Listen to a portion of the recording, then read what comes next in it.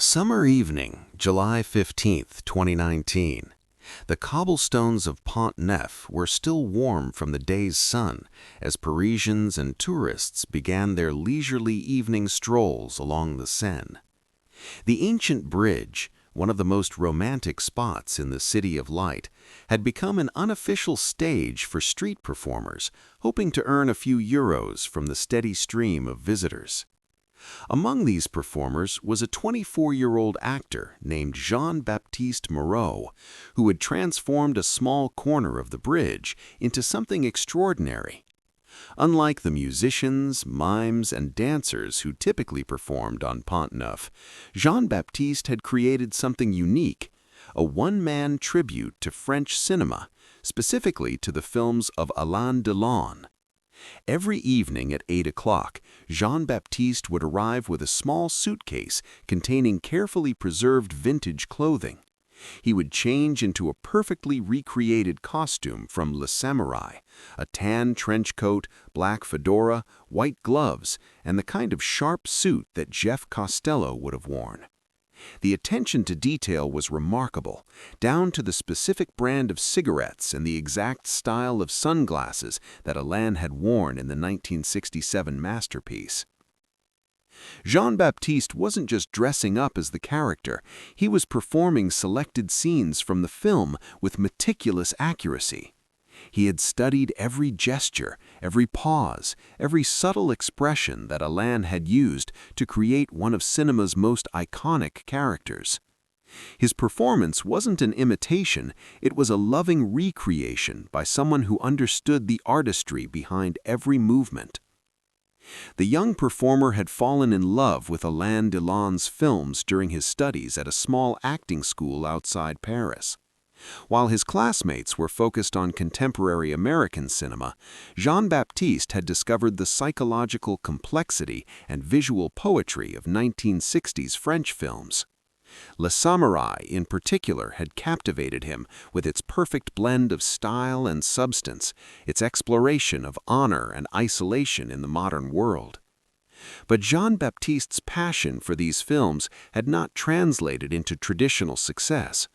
After graduation, he had struggled to find work in an industry that seemed more interested in commercial projects than artistic excellence.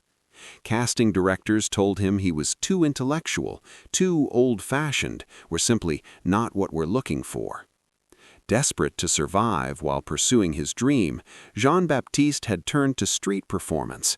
But instead of doing conventional busking, he had decided to share his love for classic French cinema with anyone willing to stop and watch. His evening performances on Pont-Neuf had gradually developed a small but devoted following of tourists and locals who were enchanted by his passionate tributes to cinematic masterpieces. On this particular evening, Jean-Baptiste was performing one of his most popular sequences, the scene where Jeff Costello methodically prepares for his final assignment, checking his appearance in the mirror, adjusting his hat, and walking with the precise, measured steps that had made the character unforgettable. As usual, a small crowd had gathered. There were German tourists taking photos, a young French couple holding hands, and several regular viewers who had become fans of Jean-Baptiste's nightly performances. The atmosphere was warm and appreciative, with people dropping coins into his hat and applauding at the end of each scene. What none of them knew was that Alain Delon himself was walking across Pont-Neuf that evening. At 83, Alain rarely appeared in public unaccompanied, but this evening he had decided to take a quiet walk along the Seine. He had been visiting a friend who lived near the Louvre and had chosen to walk home rather than take a car, wanting to enjoy the summer evening and the beauty of Paris that he had loved all his life. As he approached the area where Jean-Baptiste was performing, Alain heard something that made him pause. It was a voice speaking the dialogue from Le Samouraï, not just any voice, but one that was delivering the lines with exactly the rhythm and intonation that he remembered from filming the movie more than 50 years ago. Curious, Alain moved closer to the edge of the crowd, careful to stay in the background where he wouldn't be recognized. What he saw took his breath away.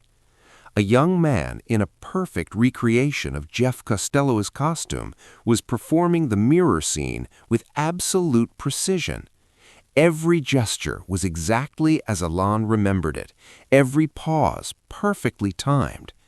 But more than just technical accuracy, there was something in the young performer's bearing that captured the essence of the character.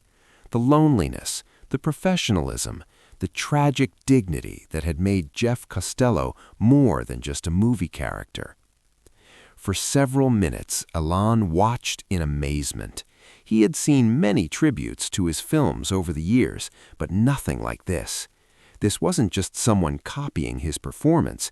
This was someone who truly understood it, who had absorbed not just the surface details, but the deeper meaning of what he and director Jean-Pierre Melville had been trying to create. The scene concluded with Jean-Baptiste walking slowly toward the edge of his performance space, his footsteps echoing on the cobblestones exactly as they had in the original film. The crowd applauded enthusiastically, and several people dropped money into his hat. It was then that Alain made a decision that would change both their lives forever. Instead of walking away quietly, he stepped forward into the light of the street lamps and began applauding slowly, deliberately.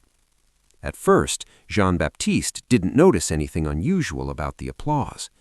But then he saw that one member of the audience was continuing to clap after the others had stopped, drawing the attention of the entire crowd. When Jean-Baptiste looked directly at the persistent applauder, he nearly lost his composure. Standing at the edge of his performance space, applauding with the same measured precision that characterized all his movements, was Alain Delon himself. The recognition was immediate and stunning. Even after all these years, even at 83, Alain's face was unmistakable. The cheekbones, the penetrating eyes, the aristocratic bearing. It was unquestionably the man whose performances had inspired thousands of hours of study and practice. For a moment, Jean-Baptiste was frozen, still in character, but overwhelmed by the impossibility of what he was seeing. The crowd, sensing something significant was happening, turned to look at the man who was still applauding. One by one, people began to recognize him. Whispers rippled through the gathering as tourists and locals realized they were witnessing something extraordinary. Cell phones appeared, but respectfully, as people sensed this was a moment that deserved reverence rather than intrusion. Alain continued applauding until he was sure he had Jean-Baptiste's full attention. Then he stopped, stepped forward, and spoke in the clear, unmistakable voice that had captivated audiences for more than 60 years. "That," he said in French, his voice carrying easily in the evening air, "was remarkable. You understand Jeff better than some people who worked on the film." Jean-Baptiste, still wearing the fedora and trench coat, was speechless. The crowd had grown completely silent, understanding they were witnessing something unprecedented. Alain continued, "I am curious, how long have you been performing these scenes?" Finding his voice, Jean-Baptiste managed to answer, "Every evening for 2 years, Monsieur Delon. Your films, they saved my life when I was struggling to understand what acting could be." The honesty and emotion in the young man's voice seemed to move Alain deeply. He nodded slowly, then asked, "May I see the costume more closely? The attention to detail is extraordinary." What followed was a 15-minute conversation that the gathered crowd would remember for the rest of their lives. Alain examined Jean-Baptiste's costume, praising the accuracy of every element. He shared memories from the filming of Le Samouraï, including details about how certain scenes had been constructed and what he and Melville had been trying to achieve. But more than just technical discussion, there was a moment of genuine human connection between a master and someone who had dedicated himself to understanding that master's work. Alain spoke about the responsibility that comes with creating characters who resonate so deeply with audiences, and Jean-Baptiste shared how those characters had provided guidance and inspiration during the most difficult periods of his life. The conversation concluded when Alain did something that stunned everyone present. He removed a small silver pin from his lapel, a commemorative piece from the Cannes Film Festival where Le Samouraï had premiered, and handed it to Jean-Baptiste. "Continue your performances," Alain said, "but also pursue your own roles. Any director would be fortunate to work with someone who understands character with such depth." Before Jean-Baptiste could fully process what was happening, Alain had provided him with the contact information of his longtime agent and suggested specific directors who might appreciate his particular talents and artistic sensibility. The crowd, which had remained respectfully silent throughout the entire encounter, erupted in applause as Alain prepared to leave. But instead of simply walking away, he turned back to Jean-Baptiste and said, "Would you perform the final scene? I would like to see how you interpret Jeff's last moments." What followed was perhaps the most emotionally powerful street performance in the history of Pont-Neuf. Jean-Baptiste, still processing the surreal nature of the situation, performed the climactic scene of Le Samouraï with an intensity and understanding that reflected not just his preparation, but the validation he had just received from his artistic hero. When he finished, Alain nodded once, smiled, and walked quietly into the Paris night, leaving behind a crowd of people who had witnessed something magical and a young actor whose life had just been transformed. Within weeks, Jean-Baptiste was auditioning for roles recommended by Alain's agent. Within 6 months, he had been cast in a significant supporting role in an independent French film. The director, who had heard the story of the Pont-Neuf encounter, was curious to meet the young actor who had impressed Alain Delon with his street performances. The audition itself was unlike any Jean-Baptiste had experienced before. When he mentioned his connection to Alain, the casting director's entire demeanor changed. "You're the street performer from Pont-Neuf," she said with obvious respect. "Alain called personally to recommend you. He said you understand character psychology better than actors with decades of experience." The role was challenging, a young man struggling with moral ambiguity in modern Paris, not unlike Jeff Costello in some ways. During rehearsals, Jean-Baptiste found that his years of studying Alain's technique had given him tools he didn't even realize he possessed. The psychological preparation methods he had observed in Le Samouraï and other films provided a framework for approaching complex characters with depth and authenticity. His fellow actors were impressed by his approach to preparation. Instead of simply learning lines, Jean-Baptiste would arrive having constructed complete psychological profiles for his characters, understanding their motivations, fears, and unconscious behaviors.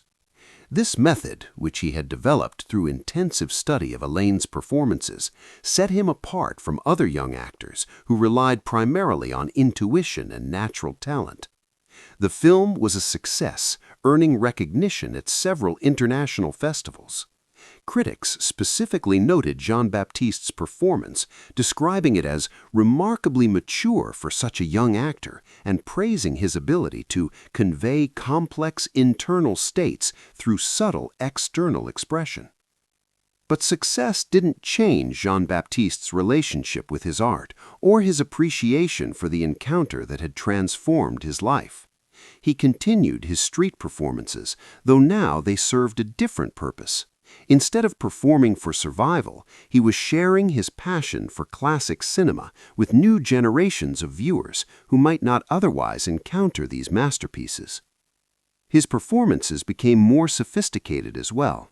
Having gained professional experience, he could bring additional layers of understanding to his interpretations of classic scenes. Film students from universities across Europe began making pilgrimages to Pont-Neuf to watch his performances and learn from his approach to character analysis. The story of the evening when Alain Delon discovered Jean-Baptiste on Pont-Neuf became legendary in French cinema circles. It was featured in film magazines, discussed in acting classes, and cited as an example of how genuine artistic passion can create unexpected opportunities. More importantly, it became a symbol of the connection between different generations of artists. In an industry often focused on youth and novelty, the encounter demonstrated that the greatest masters never lose their appreciation for others who dedicate themselves to understanding and preserving their work. The encounter also had a profound impact on how Jean-Baptiste approached his own career. Having experienced firsthand how artistic dedication could lead to recognition from one's heroes, he made a commitment to support other struggling artists whenever possible. He began teaching workshops for street performers, sharing not just technical skills, but the philosophy that had guided his own development. These workshops became popular among young actors who felt disconnected from the commercial aspects of the entertainment industry. Jean-Baptiste taught them that artistic integrity and commercial success were not mutually exclusive, and that the key was to develop such a deep understanding of character and storytelling that their work became undeniable. Several of his students went on to have successful careers, and they often credited Jean-Baptiste's teaching with helping them understand that acting was not just about expressing emotion, but about creating complete human beings that audiences could believe in and connect with. For Alain, the encounter was a reminder of why he had become an actor in the first place, not for fame or money, but for the possibility of creating characters so authentic and meaningful that they could inspire others to dedicate their lives to the pursuit of artistic truth. Today, Jean-Baptiste is an established character actor in French cinema, known for the same psychological depth and attention to detail that first appeared in his street performances on Pont-Neuf. He still wears the silver pin that Alain gave him that evening, and he still performs occasionally on the bridge where his life changed forever. If this incredible story of artistic dedication and unexpected recognition inspired you, make sure to subscribe and hit that notification bell. Share this video with someone who believes that passionate commitment to your craft will eventually be recognized and rewarded. And tell us in the comments, have you ever had a moment when someone you admired appeared just when you needed validation most? Because sometimes the universe conspires to remind us that genuine artistry never goes unnoticed by those who truly understand its value.